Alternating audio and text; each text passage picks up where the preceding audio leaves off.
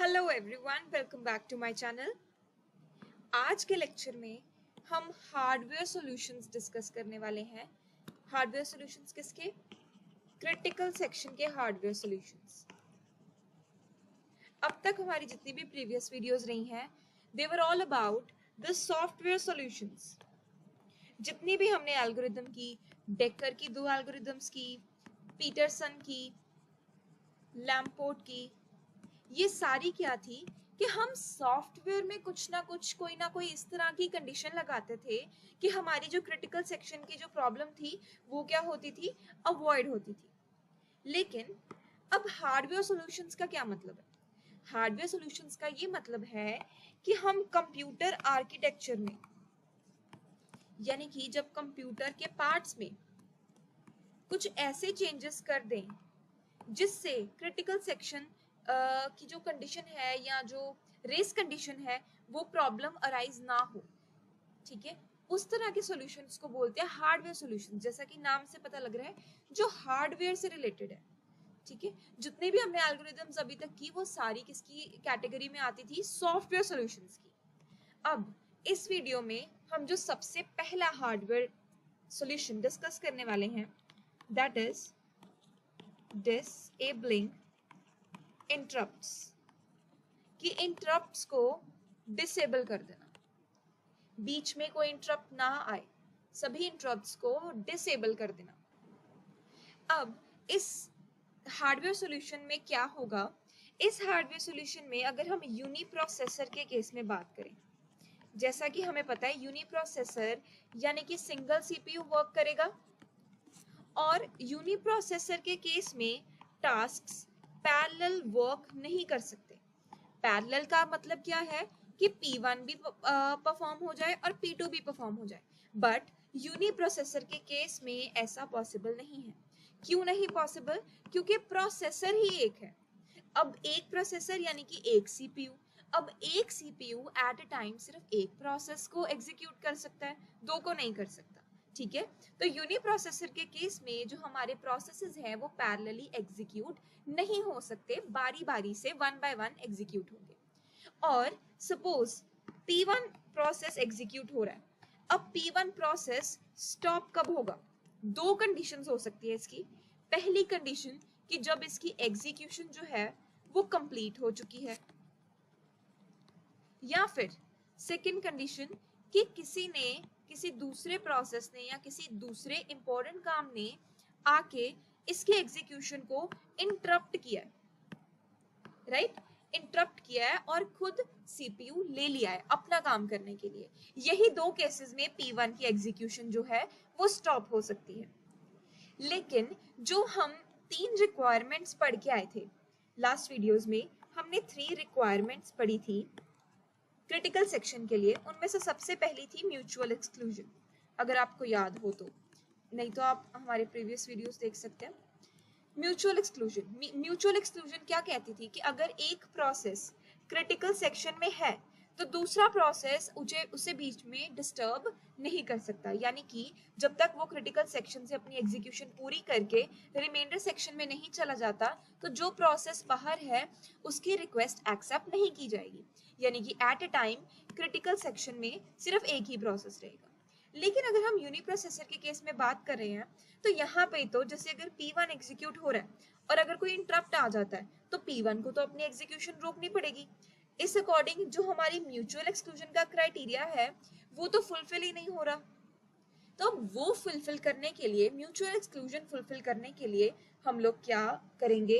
We will disable all the interrupts, लेकिन permanently नहीं करेंगे। कब तक डिसेबल करेंगे? जब तक कोई भी प्रोसेस क्रिटिकल सेक्शन में है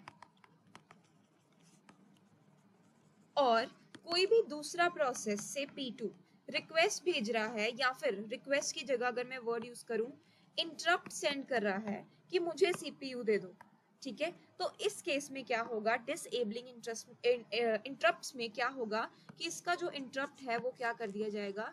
डिसेबल। लेकिन सिर्फ तब तक डिसेबल किया जाएगा जब तक जो मेरा P1 है वो क्रिटिकल सेक्शन में है। जैसे ही P1 क्रिटिकल सेक्शन से बाहर आया और रिमाइंडर सेक्शन में आ गया, फिर इसका जो इंटरप्ट है वो वापस से डिसेबल की बजाय क्या कर दिया जाएगा, एनेबल कर दिया जाएगा। ठीक है, यानी कि इसमें एक बात ध्यान देने वाली है कि डिसेबल तभी होगा जब प्रोसेस क्रिटिकल सेक्शन के अंदर है। जैसे ही उसकी एग्जीक्यूशन कंप्लीट हुई और वो रिमाइंडर सेक्शन में आ गया तो जो डिसेबल किया गया था इंटरप्ट उसको वापस से एनेबल कर दिया जाएगा। अब फटाफट से इसकी एल्गोरिदम देख लेते हैं। इसकी एल्गोरिदम क्या कह रही है कि जैसे ही लूप स्टार्ट हुई मेरी और कोई भी प्रोसेस क्रिटिकल सेक्शन में आया तो उस टाइम पे मेरे इंटरप्ट्स क्या हो जाएंगे, डिसेबल हो जाएंगे। और जैसे ही वही प्रोसेस निकल के कहाँ आया, रिमाइंडर सेक्शन में, तो मेरे जितने भी इंटरप्ट्स थे वो वापस से एनेबल हो जाएंगे। इसकी एल्गोरिदम बहुत ही इजी है, जो हमने थ्योरेटिकली समझा उसे ही एल्गोरिदम की फॉर्म में हमने शो करना है, एक शॉर्ट प्रोग्राम की फॉर्म में शो करना है। अब इस एल्गोरिदम का यही मतलब है कि जब तक एक प्रोसेस क्रिटिकल सेक्शन में है तब तक कोई भी इंटरप्ट रिसीव नहीं किया जाएगा, और जैसे ही वो प्रोसेस रिमाइंडर सेक्शन में आया तो वैसे ही इंटरप्ट्स इनेबल कर दिए जाएंगे और किसी दूसरे प्रोसेस को क्रिटिकल सेक्शन के लिए रिक्वेस्ट भेजने के लिए परमिशन मिल जाएगी। लेकिन अब इस पॉइंट पे आके एक क्वेश्चन अराइज हो सकता है आपके माइंड में कि ये जो हमने किया डिसेबलिंग इंटरप्ट्स, ये हम बहुत ही इजीली सॉफ्टवेयर में भी तो कर सकते थे। हमने ये चीज को हार्डवेयर में करना ही क्यों प्रेफरेबल समझा? सॉफ्टवेयर में भी तो हम कोई ऐसी कंडीशन लगा सकते थे कि इंटरप्ट्स ना आए, तो पर हमने हार्डवेयर क्यों चूज किया? इस हार्डवेयर को चूज करने के हमारे पास दो रीजंस हैं। पहला रीजन ये है कि अगर हम सॉफ्टवेयर में ये डिसेबलिंग इंटरप्ट्स लगाते हैं तो वो सिर्फ यूनी प्रोसेसर पे काम करेंगे, यानी कि सिंगल प्रोसेसर पे काम करेंगे। अगर जो मेरा सिस्टम है उसमें मल्टी प्रोसेसर है तो उसमें काम नहीं करेंगे वो। क्यों? क्योंकि मल्टी प्रोसेसर यानी कि बहुत सारे सीपीयू, तो मे बी मेरे इंटरप्ट्स डिसेबल करने से सिर्फ एक सीपीयू में डिसेबल हो, मे बी सभी में ना हो। ठीक है, इस रीजन से हम इसको सॉफ्टवेयर में इम्प्लीमेंट नहीं करते।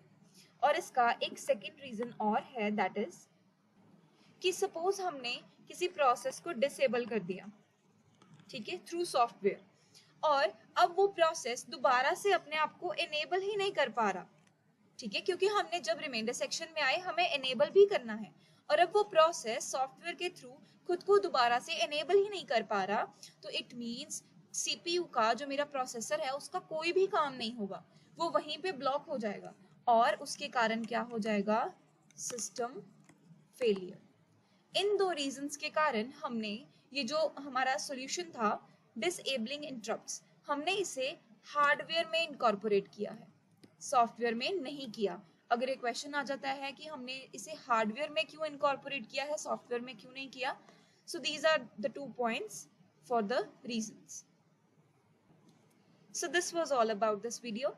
हम नेक्स्ट लेक्चर्स में और हार्डवेयर सॉल्यूशंस डिस्कस करेंगे। Stay tuned. Thank you for watching.